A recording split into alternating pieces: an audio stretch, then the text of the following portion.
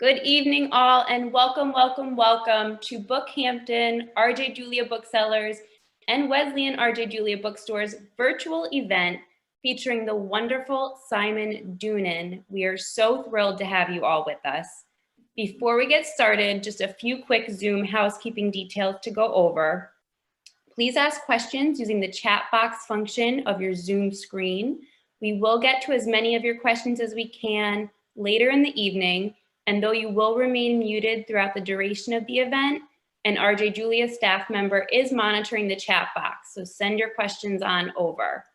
For optimal viewing, you can use Zoom view functions in the top right corner of your screen and select speaker view so that the speaking author is highlighted throughout the duration of the event.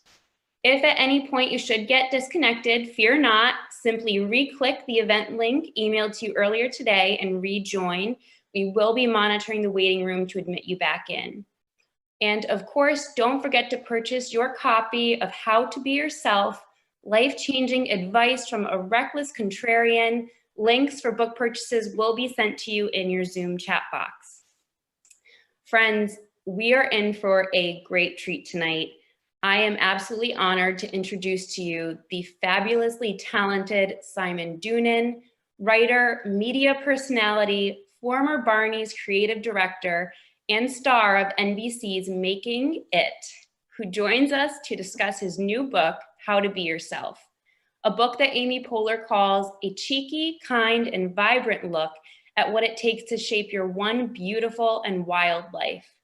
Simon worked for Diana Vreeland at the Costume Institute before joining Barney's New York in 1986, where for nearly 3 decades, he was the creative director behind the store's legendary displays. He lives in New York City with his partner, the ceramicist and designer Jonathan Adler, and their rescue terrier, Foxy. We are also thrilled to have with us tonight Wendy Goodman, who will be in conversation with Simon this evening. Wendy is the author of The World of Gloria Vanderbilt and, with Hutton Wilkinson, of Tony Duquette. She has been New York Magazine's interior design editor for 20 years. Goodman's career began at Harper's Bazaar, after which she went to the New York Times Magazine and House and Garden, revealing the worlds of style and fashion. So, without further ado, please help me in giving a warm digital screen time welcome to Simon Doonan and Wendy Goodman. Take it away, Wendy. Well, it is my great joy to be here and an honor to be with my friend Simon, who is just the most, Simon is just pure joy. And I have to tell you that in these days of so much that we're going through, this book, I've read it twice now, and because of its perfect size, you can carry it with you all the time and just go through it and cheer yourself up and laugh out loud. It is so divine. Simon covers an Emmy-nominated show, let's just say. Okay, I'm adding that, Simon, how your show is Emmy-nominated. First of all, Simon does deserve to have the fun that he has because he also spreads his joy all over for us. So this is the great thing about Simon's genius, part of his genius. But the book is really interesting because you read it the first time and you're laughing and you think this is so funny and true and right. You break it down to different sections: style, people, love, work, and it's spelled W-E-R-K, decor, and family, and then conclusion. Now, the thing that you mentioned in the introduction, Simon, is that you started the book thinking it was sort of a reaction against social media. And it was that, we all get so lost in this virtual world with FOMO, fear of missing out, among many of the other diseases we catch with social media, as good as it also can be. But you really make a point in the beginning of the book of saying, it's important to reconnect with yourself and instead of being in that virtual tunnel, to connect with people, go out, da-da-da. And as I was reading it the second time, I thought the thing is, of course you wrote this before the pandemic. And now that we are all locked into our screen lives, which is our only life, really, I just want you to talk a little bit about that aspect that you write so brilliantly about in the beginning of the book and what we're going through now.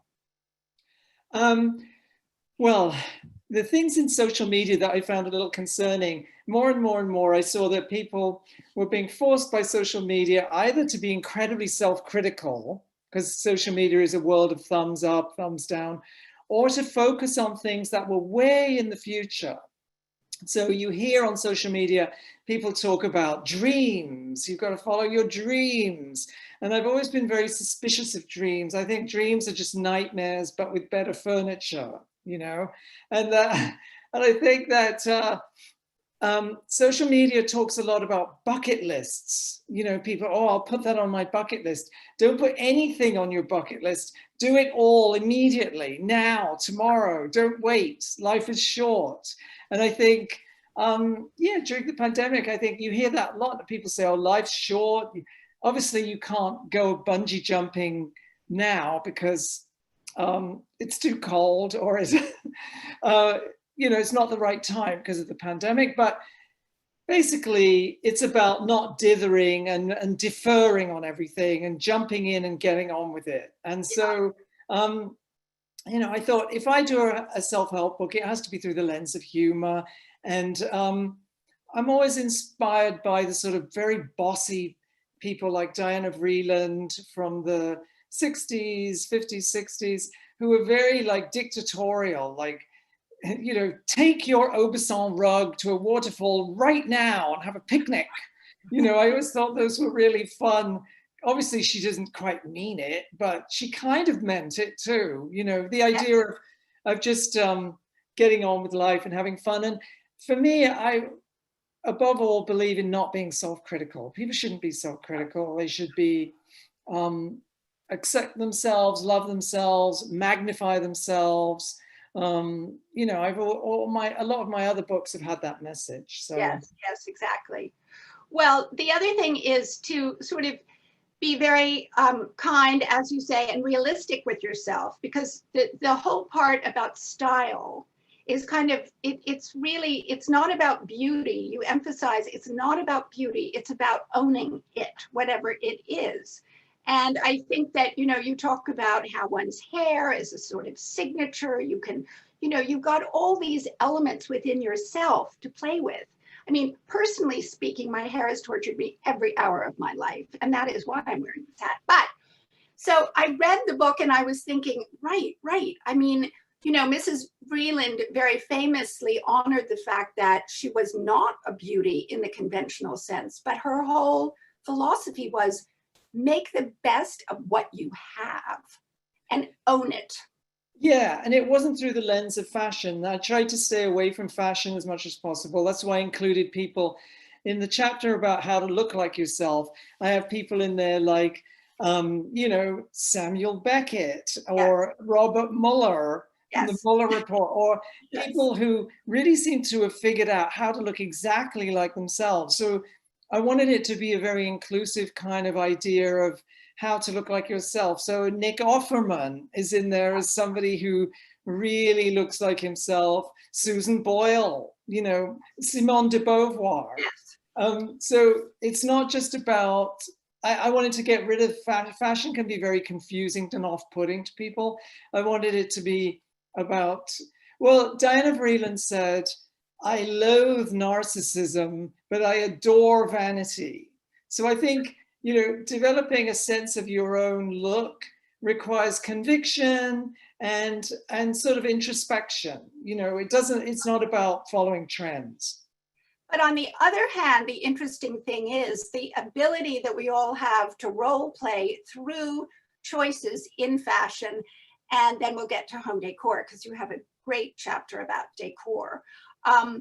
And so I was thinking, as I was going through it again, okay, what's the difference between like finding your style and going, okay, this is it, this is my uniform, this is what I'm always going to be wearing, as opposed to, or maybe including, I can change this every day. I can pretend I'm, you know, Lois Lane today. I can be Marilyn tomorrow. I mean, which would be sad, but where's the balance in between role playing and your authenticity? I think in your teens and 20s, you should be trying on roles and having fun, and one day be super butch and the next day be super femme, and really go all over the map and have fun with it. And it's a sophomoric period.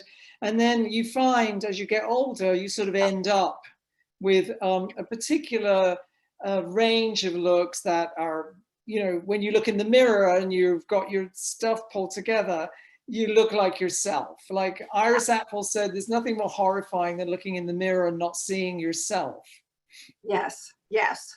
Because then, I mean, if you can't inhabit yourself, you're nowhere, actually. You're really well, Oscar Wilde said, you know, you should be yourself because everybody else is taken. Yeah. Well, your chapter on decor is really fantastic because basically you give this you know, image of meeting your cool friend Angie, and then you think she's so cool because she's so put together and she's so fabulous looking, and then you go to her house and it's a sad, sad place where there's no effort been made, there's no sort of exploration of what feeds you and makes you feel good, and it made me think so much about the experiences of going into people's homes who you see. I mean, I've had this, that I think they're the most glamorous, and then you see that at home, their most personal place, they don't exactly take care of themselves or honor themselves. And that's very revealing. So yeah, I think it's very relevant to the whole pandemic situation because we're all at home. So we have all this time to look around and think, wow, you know, like the home business is the one business that's kind of booming right now because people are looking around, buying new pillows, buying paint, painting a wall, zhuzhing their home up because they realize, well, yeah, it is a bit depressing. I need to make some kind of effort, not to compete with the neighbors, but to just really, you know, take that idea of self-expression and extend it into your home. I'm always amused, you know, when people's homes are very dissonant from them, you're right, it's very jarring. Like if somebody's, you know, got some dough and they're, you know, swanky kind of people, and then you get to their house and it's too austere and minimal and they're not having any fun, it's not relaxed. yeah, you know, that's sort of jarring. Like what's the point in the dough if you're not gonna, you know, chillax? And I'm a big believer in relaxing at home. I have that whole thing about lounging. I love that. You know, you have to, Winston Churchill said, never sit where you can stand, and never stand when you can sit, and never sit when you can lie down. And I think people are able to be themselves when they're sort of lolling and lounging. Yes. And I encourage people in our house, when groups of people come to our house and they stand around, I'm like, no, sit. I'm always pushing them over, lie down, lounge. Right. I think it's much easier for people to be themselves if they're prone. Yes, it's that true. Sounds a bit awful, doesn't it? But I think it's true. Well, I think that, you know, you as a host being comfortable, welcoming people in. I mean, I know that everybody who visits you has the best time of their entire life. I mean, I don't worry about that. But, you know, on the work scene, you also, you know, you say something really interesting. You say, I found Barney's and Barney's found me. It was sort of the absolute perfect marriage because this was a job that wasn't really a job, it was a calling. You created windows that were literally the moment of the year that we'd all wait for to see what you do. I mean, on top of everything else you did there. So it was. Yeah, I was very lucky. It was serendipitous kind of thing. And I met Gene Pressman, and he said, oh, we're expanding. We're opening a big women's store downtown. And suddenly I went from, you know, being a kind of feral person working in LA, living in LA. And suddenly I had this job in 1985. I was actually hired, and I started in 1986. And I was working at this glam store and working with people like Andre Putman and Peter Marino on the design of that store, and meeting all these designers and seeing new lines arrive like Prada and at its inception, and Jill Sander. And, you know, I was so lucky. And it was during the height of the AIDS epidemic. So my non-work life was dealing with people who were dying and thinking I was dying and going to hospitals to visit friends who were dying. And then I had the ultimate distraction, this incredibly absorbing job in a family business. So, you know, we were there 8:30 in the morning and we were still there at 8:30 at night because the store didn't close till 9. So it was one of those jobs where it was completely absorbing. And all the great people that worked there, Glenn O'Brien, Ronnie Cook, you know, Doug Lloyd, like it's endless, all the fun, great people. So it was, Gene Pressman always said, I want to create a Bauhaus, you know, a new Bauhaus. Yes. And he kind of did, because, you know, people remember the windows, but the ads were incredible that Ronnie Cook oversaw, and Glenn too, and Paula Greif before that. There were all these great people that sailed through there. And so we were all so lucky to be part of that, because Barney's we were able to be completely unconventional, because Uptown was still carriage trade. Remember carriage trade? Yeah. Like Lord and Taylor and Bergdorf's, and it was all chandeliers and kind of posh.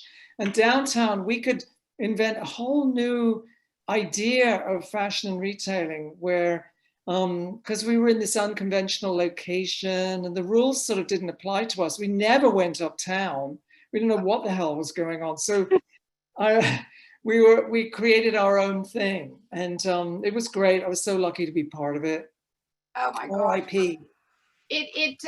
You know, it did create a benchmark and a new sort of level for retail that we'd never had before. I mean, you reinvented the wheel as far as that goes. The book, you also go into an amazing, I think the family chapter is incredible, because I think all of us grapple with our inheritance, and I'm talking about our inheritance of our families, and how, excuse me, how complicated and how layered, and, you know, so I think what's really the most wonderful takeaway for all of us in all of our lives is to understand that even if things are really, really difficult, if there are family members that have tortured you, have whatever, we all have it in us to rise above it and to create. You know, you said something wonderful in the book about you wanted so much to get to London because you knew that you could rebrand yourself in London. And, you know, your mother, you just watched your mother and how she kind of navigated life, and how she, you know, your mother and your father. And it's sweet and it's honest and it's forgiving and it's, you know, you're filled with pride. But it wasn't always easy. And the thing is that I think the more people understand the inheritance is something we all struggle with, it's a really important lesson for just feeling good about yourself and also going on your own path. Yeah. Well, I think, you know, getting to the point where you accept your family as flawed human beings. And, you know, Coco Chanel, she once said she had a very difficult start in an orphanage, and, you know, she bootstrapped it. And she said, my life did not please me, so I created my life. And, you know, growing up in the austerity of the 1950s and then becoming gay in the 60s when it was still illegal to be gay, and, you know, facing those kinds of things, I approached it like a la Chanel, like my life didn't please me in my little industrial town, so I created my life. And that's sort of what people did back then. It's a kind of holly-go-lightly thing where you go to the big city and you create your life. And now I'm very envious of young kids because they have fantastic relationships with their families and they're constantly in contact with them. And they're texting them and they're loving, I love you, and declarations of, and I think that's great. That's sort of, you know. Whoa. Don't know, see, I don't know how to not make that happen, but anyway, we'll pretend that didn't happen. Yes, no worries. Yeah, so, no, I think it's great now that people do have these more concrete relationships with their family. One didn't have that back then. You had to do, if you were gay, you were whatever, you had to basically go and create your own life, you know, and build it from scratch. And there's a certain satisfaction, and you get to the city and there's a whole bunch of other people doing the same thing. Yeah. I think up until very recently, I remember, you know, London in the 60s, 70s, 80s, you know, these people like John Galliano, Alexander McQueen, they were kind of reinventing.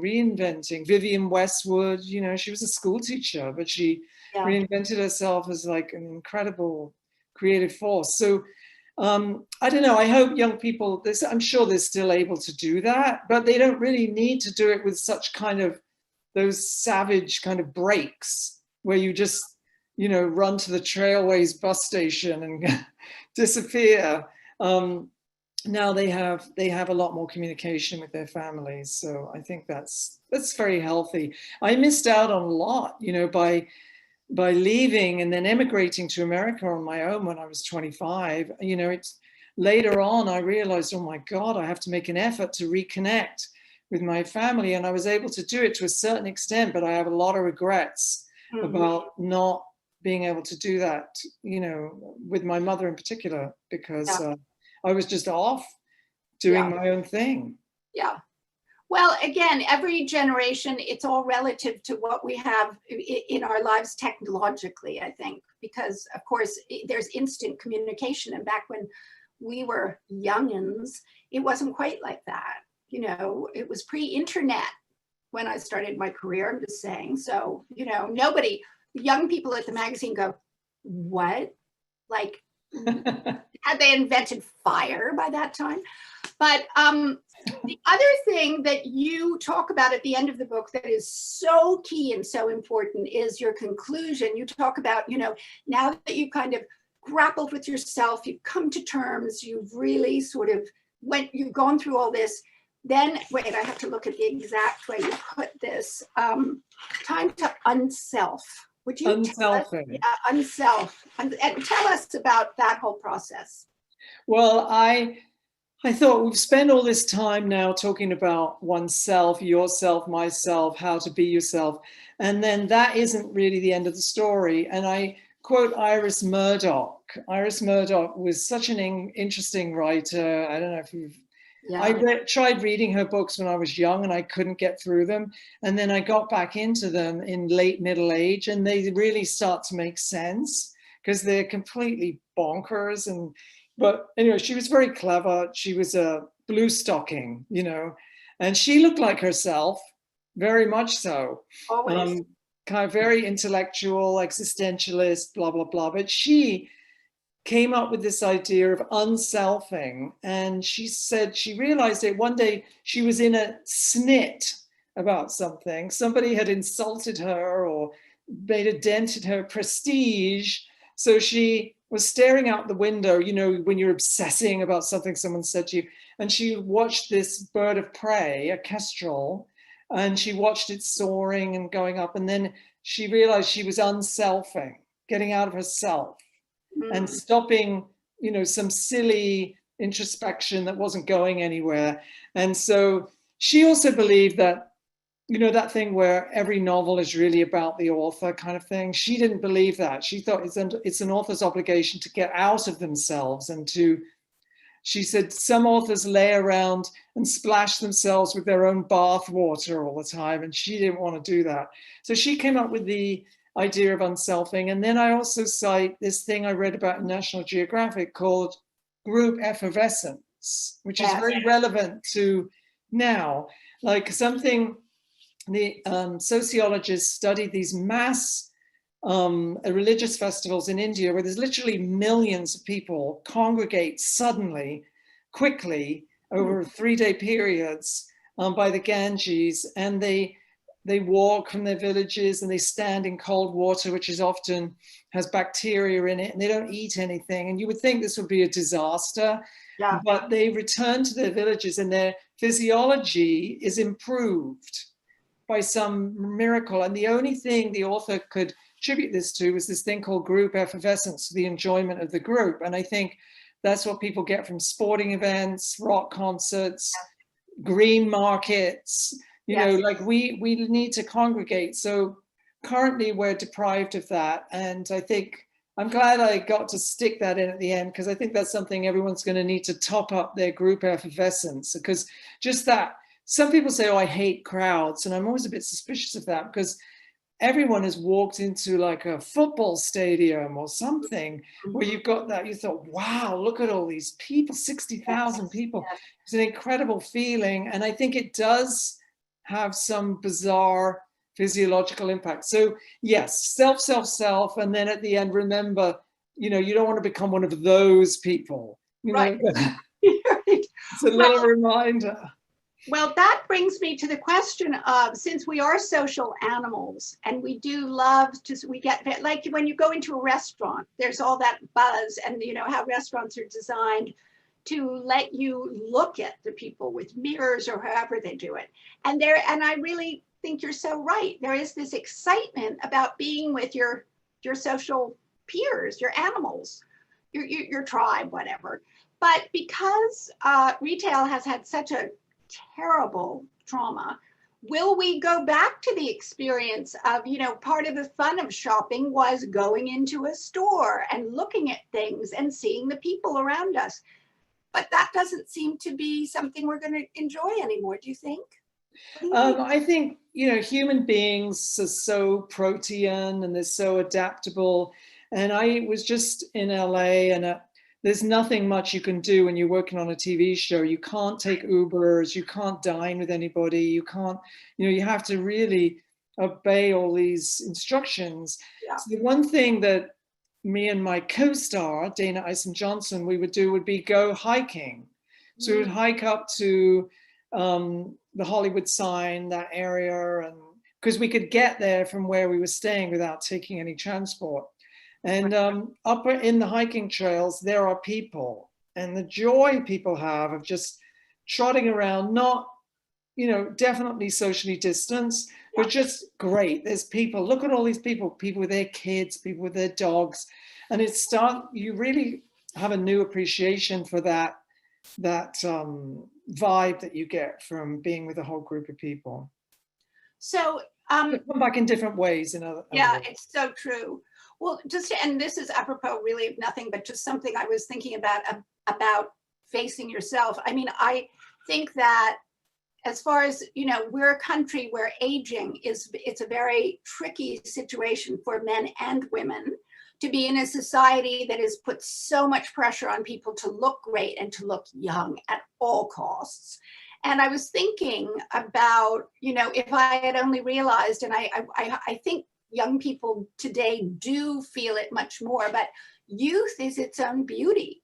There is not one person who isn't fantastically interesting and wonderful looking. And, I don't want to be ageist as I'm older and say, oh no, it's just young people, because that's not true. I think you do pay attention and you really sit up looking at someone who goes, I am who I am.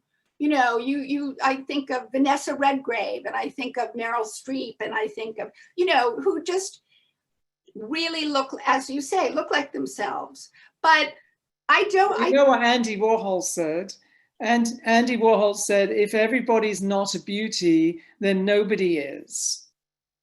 Meaning, that's why he was able to see beauty in, these drag queens from the street, and a bit like Diane Arbor's photographs. I think she saw beauty in all those people. Absolutely. So if everybody's not a beauty, then nobody is. So I always think that's such a great thing. And I think he was very self-critical of his own appearance, but I think he was expressing something that he kind of wanted to be true, that's how people should regard things. And I tend to see things that way. I think people are just fascinating, all shapes and sizes. And I love to go to the public beach and see all people lolling about, having fun, all shapes and sizes. It's great. It's very life affirming. Well, I do think we have become more liberated and less, coming from a fashion background, we now are much more accepting of, body types, differences. It used to be back in the olden days of my youth and all that, it was very different. And now I think there's much more accepting of it. And I Oh, think it's a revolution. It's a revolutionary change in the last year and a half. I mean, to my credit, I'm going to pat myself on the back. I used to say, why aren't we carrying larger sizes? Because I see women buying jewelry and scarves on the main floor who are dying to, get into some ready to wear. And then there was, back in the 80s and 90s, there was this real sort of brick wall against expanding sizes, and all that's gone away now. Like the size inclusive thing has gotten real traction, and you see it in Vogue, you see it everywhere. That's a big change. And I think it was a long time coming. So we should celebrate it, though. Absolutely. And do you think that when we get out of this pandemic, that it will have changed us in very sort of fundamental ways when we reemerge, and we'll be more forgiving as a society? Or am I crazy to think of that? I think, like something as dramatic and global as that, some people will be driven completely crazy by it and never recover. And other people will take away really constructive, positive things. And other people, it'll be a mixture. I think for me, it's a mixture. Half of me is traumatized, and half of me is like looking forward to the post-COVID era and how that shapes together, because I'm an optimist about humanity. I believe people figure things out, they reshape things, I think it's going to be a mixture. To answer your question properly, it's going to be a mixture of all of the above. I mean, people say, oh, scar tissue makes you stronger. I don't know, sometimes it does, and sometimes it really does you in. Like there's no guarantee with that. Yeah, it's so true. Well, I think that I've been reading a lot about the Second World War for some reason. And, it's not as if we're going through things that the whole history of the world has not gone through. Mankind has suffered mightily through, that's just the state of humanity in the world. So we're going through our own particular thing, as is everybody around the world. But I think a book like yours brings a kind of, I won't say levity, but it puts things into perspective from your own personal point of view, but also from a point of view of someone who really understands the culture and the scene. And, you have been so spread out across the boards in fashion and decor with you and Johnny, and just doing all these fantastic things. So I think I sort of think this intimacy of what we're doing right now, I've never seen people so literally as in these Zoom things. I mean, it does bring a new intimacy that we didn't have before with people in some funny way. Absolutely. And people, trying harder to be empathetic about what other people are going through. No, the Second World War, as you were talking, I was thinking about, I was born not long after the Second World War ended, and all the adult men in my world had either fought in the First World War or the Second World War, and they all had PTSD, and they were all threadbare. Nobody had any money, and they'd all suffered horribly. And these were the people that had made it, like had not died or perished in a concentration camp. So, I thought that when the AIDS epidemic came along, okay, this is our test. Mm-hmm. This is our test to see if we can retain our humanity throughout this ordeal, and remember how horribly people are suffering in India or Pakistan or, Bangladesh or Africa, how people might be suffering in other countries while we're worried about our banana bread burning. People have terrible issues they're dealing with. Well, I have to say, also your show making it, now that people are stuck at home, everybody is sort of hungry for things to do, especially with their hands, to make things, to create things. So, the fun that you must have on this show is beyond belief. Absolutely. The reason it's a hit is because people are trapped at home with their kids looking for things to make, do, so yeah, it's very constructive. Like my husband, as you know, Jonathan Adler, the potter, the ceramicist, he said there's been like a stampede towards ceramics, in the last year. People are always emailing him like, I've taken up ceramics, and he's delighted, because when he was first doing it, it was still considered a bit of a joke, you know, like it was like he and I both kind of had these joke professions. I was a window dresser and he was a potter. Well, everybody else was going into finance, or, you know, we had these funny professions that was a bit like being a fluffer in a strip club. You know, it was a little bit on the margins, and then it became groovy. He was the first Brooklyn hipster potter. But anyway, yes, making things with your hands. But the other thing is, Jonathan is so the quintessential sort of success story, because he started with pottery and of course now has a design empire. So it just kind of, he organically grew his love for design, for tactile beauty into an empire. I know, it's extraordinary. I mean, we just had our 26th anniversary. And when I met him, he had just basically got an order from Barney's. That predated our relationship. I just want you to know that. He didn't shag his way into Barney's. So he, so that's 26 years of vicissitudes have gotten him to this point, you know, where trying licensing deals, trying this, expanding in retail, and then having to, you know, contract again. And I think, you know, he's an expert on what it takes to hang in there and be nimble and be flexible and resilient. You know, that's absolutely. I don't know why anyone in fashion or home goes into the designing, manufacturing, distributing, wholesaling, retailing business, because it's a total nightmare. I mean, I'm so lucky I had a job for all those years. I thank the Lord. Like anytime you're putting zips in things and shipping them and sizing them and having pattern cutters try to get them the right size, and the pants go before the jackets have gone and they have to come back because they won't take the pants without the jacket. Like those businesses where you're making stuff is a complete cauchemar. Yeah, it's really hard. Yeah. But I asked you, this is your 8th book, Simon, which is so phenomenal. And it's like you're just a book factory at this point. Are you working on another book now? I have another one coming out in spring on Keith Haring. Oh, how wonderful. That was fun to do. The thing is, I'm always I have to be busy. And my job kept me busy for over three and a half decades.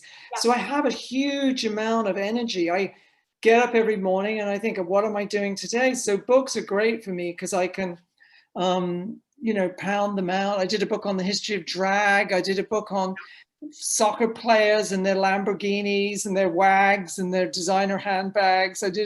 So I enjoy like new topics like that. Like that was where I had to do a lot of research. And this book was so fun to do with Phaidon. With Phaidon. Phaidon is amazing. And is it major? Yeah.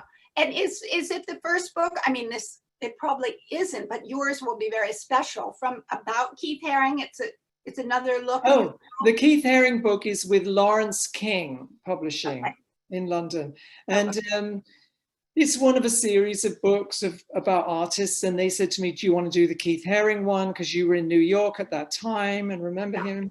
And so they said, we want 30,000 words. So I read everything that had ever been written about Keith Haring and kind of regurgitated it into a book. It took me like 2 years, and it was so fun, and I have a new appreciation for him. You know, because those of us in New York, you remember him, and you know, you're very clear about what he did and when, but there's a lot there that's so impressive. Anyway, I don't want to, but that's next spring. So you've already done it. You finished that book. Yes. And you're working on the one after that, I bet you. Anything. Well, I'm always sort of lobbing proposals at book publishers. That's how I got this book at Phaidon. I went in to meet with them. I proposed a whole bunch of books, and they basically gave me, you know, they were like, oh, right, yeah, that's great. We think you should do a book called How to Be Yourself. It was my editor, Deb Aronson and Sarah Bader. They had this idea. It was their idea. And I went away and I thought about it, and I wrote up this proposal and first chapter, and they looked at it and they said, every single thing in here is just carved out of your observer columns that you wrote. We want original material. How dare you give us this book? So it was very good because it pushed me, and I had to really dig into the idea of what does it actually mean to look like yourself, to be yourself, you know, to get a more engaged take on it rather than just collaging a bunch of tips from my old observer columns, which I'm very proud of, but they weren't having it. And I'm very glad they pushed me. And so, yeah, that's how it came about. It was the publisher's idea and I ran with it. And how long did it take you to actually write it? A year and a half. Yeah. Okay. That's a good amount of time. That's fair time. Yeah, and lots of rewrites, and they were very good prodding editors. They were like, this doesn't make sense. No one knows what you're talking about. No one's heard of this person anymore. Like, they were very good. I respond well to that. I'm quite obedient. Yeah. I like an editor that gets very granular with me. Are you going to do, I mean, this is a really dumb question, but since you can't do real book signings, are you doing, can one do virtual book signings? How are you going to do this? What one does these days is, and what I did for my drag book, even which was before COVID, it was last year, The History of Drag, podcast. Right. Because people who listen to podcasts invariably are people that buy books. It's actually a fantastic way of marketing books. And it's very green. You don't have to schlep all over the place. It's great. So yeah, podcasts are fantastic for the publishing industry. And yeah, they're fun to do. They're informal. You know, you don't have to, like, I'm wearing the most absurd pair of swim shorts with this sweater. You would never know. No, you wouldn't. You wouldn't. I think we're going to have to do a segment at one point where everyone has to show what they're wearing beneath the desk, because, you know, people, their slippers, their pajamas, their whatever. I mean, you know, people just, they're dressed like that. Absolutely. I mean, these are the shoes I'm wearing today. Excellent. Yeah, little leopard loafers from CVs. Okay, well, there's a shout out to CVs. They're great, and they have them in women's sizes too. They're very comfortable. Well, that's another thing we could do, a show and tell of all of that. But I know you've got questions. I know I'm not supposed to go into your question time. We do. We have some questions rolling in here from our fantastic audience. If you'd like to take some of those now. And the first question is actually for the both of you, Simon and Wendy. What's been the #1 source of joy for you during this pandemic? Wendy, ladies first. Okay, well, I will say very honestly, events like this, seeing my friends, even if it's through a screen, and actually engaging with people is my biggest sense of joy. And also, I am extremely lucky to do the work that I do, which puts me in touch with people constantly for the magazine. So my sense of joy is, you know, connecting with my family and my friends, however I can do it, and just being grateful for every second and everyone that I love is, you know, and just seeing how much you can do to help people, you know, around you in any kind of way. I mean, that makes you feel better if you can help them.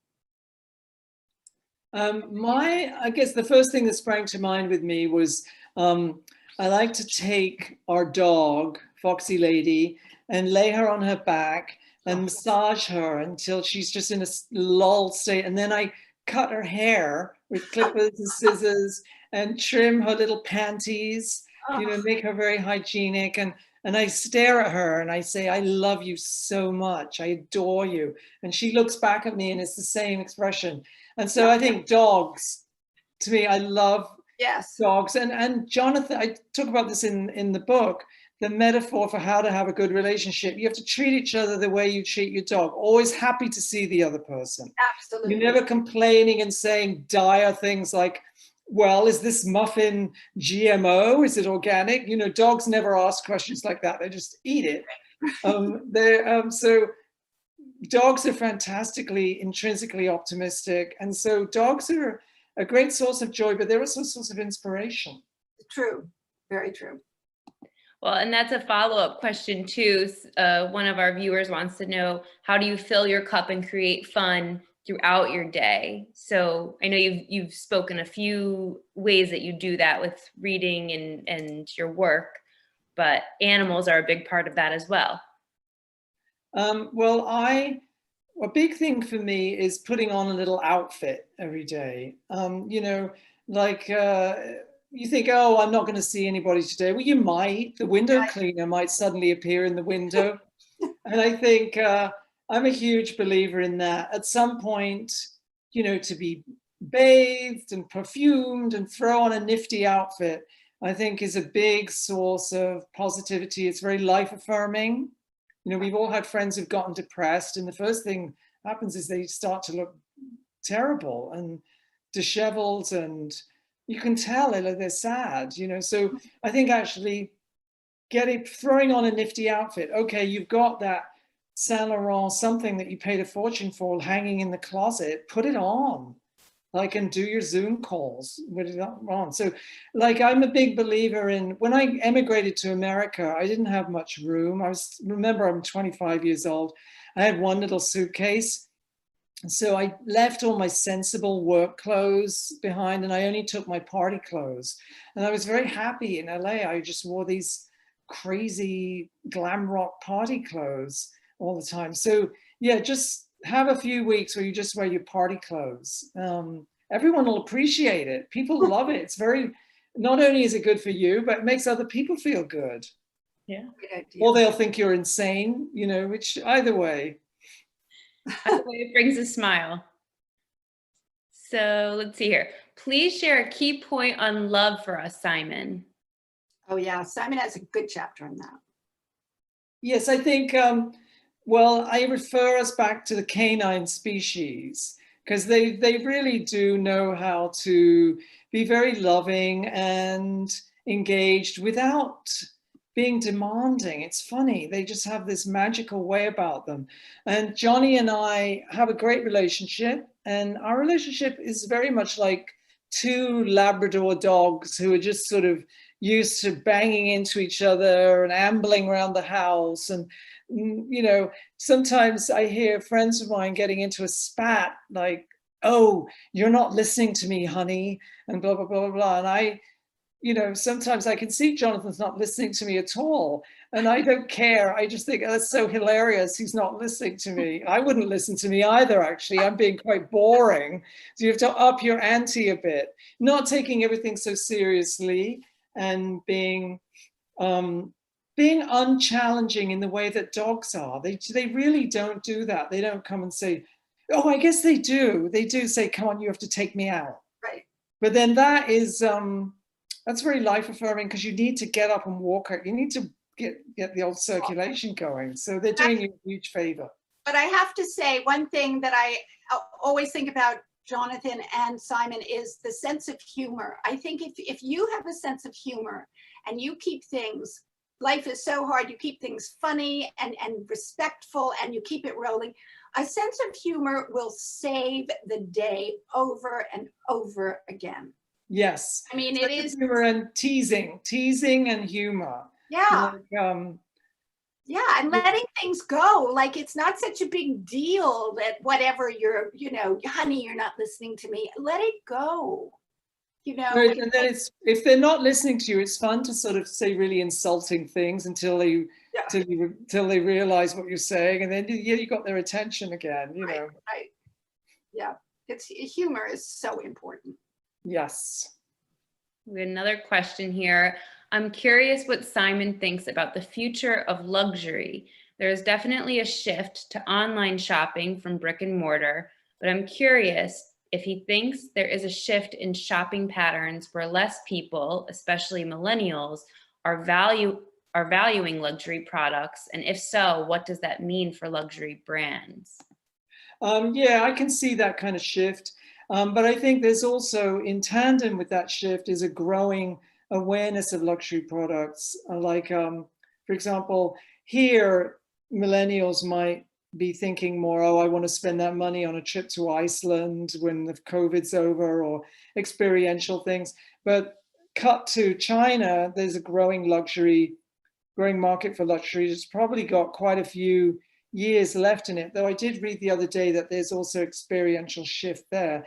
I mean, I think it's good. I'm always happy when luxury is kept alive, not because it's prestigious or because it gives you cachet, or just because there are people that make that stuff, and it's job creation, and it's this particular type of skill to, you know, if you look at a very expensive garment and turn it inside out, and you'll see the hand sewing and tailoring. And I'm a big, we used to do this thing at Barney's called Artisan Day. You know, and people would be like, what the hell's that? And I said, well, these shoes are hand stitched, and these shirts are made at this fabulous factory that's been around since the 19th century in Houston, Hamilton Shirts. So, you know, I've been to factories, the Hermes factory, where Prada gets their ready-to-wear made, and watching how people work. There's Neapolitan tailors, that side of luxury. People should always remember, like, yes, it's about prestige and it's about status, why people buy luxury goods, but there are these armies of people that have these very specific skills. Like in Italy, they can print like 10 colors on silk velvet. You know, that skill has evolved since the Renaissance. So, you know, one wants those kind of skills to be kept alive, and the luxury business keeps those things alive, and it's job creation.